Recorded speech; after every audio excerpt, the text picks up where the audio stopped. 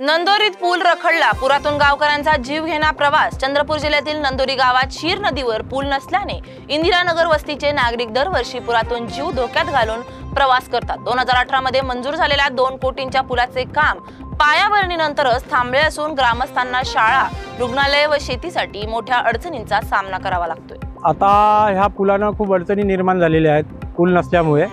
एकतर पहिले आमचा जुना रस्ता चालू होता, त्या पुलामुळे नाही का समोरून जाण्यासाठी मार्ग होता, पण तो सुद्धा बंद करण्यात आलेला आहे। आणि या पूल न झाल्यामुळे आमच्या गावातील इंदिरानगरमध्ये राहणारे जवळपास 50-60 घरांची वस्ती आहे आणि जवळपास 200 शेतकऱ्यांची शेतजमीन आहे तिकडे नदीच्या पलीकडे।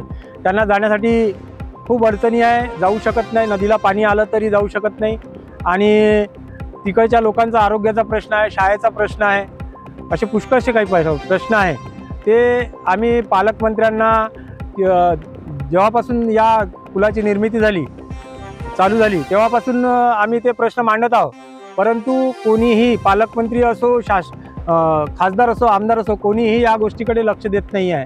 आणि आम्ही वारंवार निवेदन देऊन सुद्धा या गोष्टींकडे तात्काळ त्याची मागणी करून सुद्धा ते करण्याचा प्रयत्न करत नाही आहे। काम सुरू झालं होतं पुलाचं काम जवळपास 2016 मध्ये जे वर्क ऑर्डर झाला त्याच्यानंतर ते 18 मध्ये काम चालू झालं। 1,86 लाखाचं ते काम टेंडरिंग होतं, त्याचं ते टेंडर मिळालं होतं केंद्रीय या ठेकेदाराला। त्यानंतर आम्ही जयंत पाटील जलसंपदा मंत्री असताना त्यांना मी ग्रामपंचायत सदस्य नात्यानं निवेदन दिलं होतं।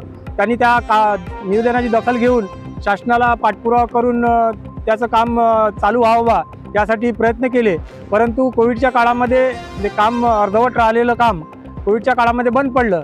त्यानंतर ते ठेकेदार यायला तयारच नव्हते, का कारण होतं ते माहीत नाही, परंतु ते ठेकेदारांना वारंवार लेटर देऊन सुद्धा ते आले नाही।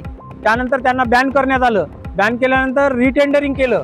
रिटेंडरिंगमध्ये त्या चांदा ते बांधा स्कीममध्ये शासन असं सांगत आहे का ती पैसे नाही नसल्यामुळे आणि त्याची व्हॅल्यू वाढल्यामुळं आम्ही करू शकत नाही आणि ते पैसे कुठून द्यायचे ते देऊ शकत नाही।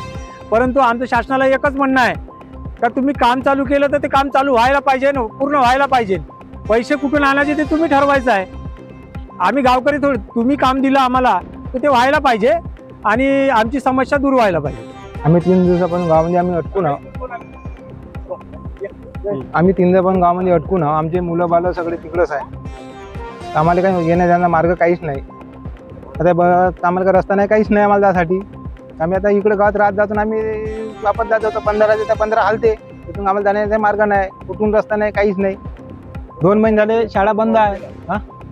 आणि 2 महिने झाले एक माणूस वाहून गेला, हेटे पाटील, तिथून नदीमध्ये। तुम्ही काय पाणी कमी झालं तर मग जाता का तिकडे? आम्ही पाणी फक्त कमरभर राहिलं तर आम्हाला जाऊ शकता येते, त्याच्यात आम्हाला रस्ता कुठूनच नाही। बंधारून जायला गेलो सो बंधारा हालते, तिकडून भावण्याच्या वारातून जायला गेलो सो त्यातून नाले एवढे फोडून आहे मोठाले, आणि मार्ग कुठूनच नाही राहिला। आमचे पोरं बाळाचे 2 महिने झाले शाळेचं शिक्षण बंद आहे, दवाखाना काय नाही, काहीच नाही। आणि बिमार पडलं तरी आम्हाला जागाच मरणे आहे। आमचे वडील होते तरी आम्ही जागाच आम्ही मरून नाही, आम्हाला इकडे मदत करायला लागली टेंगण्याच्या याच्यामध्ये। आम्हाला मार्ग कुठंच नाही राहिले। नागो शालिक वाटेकर।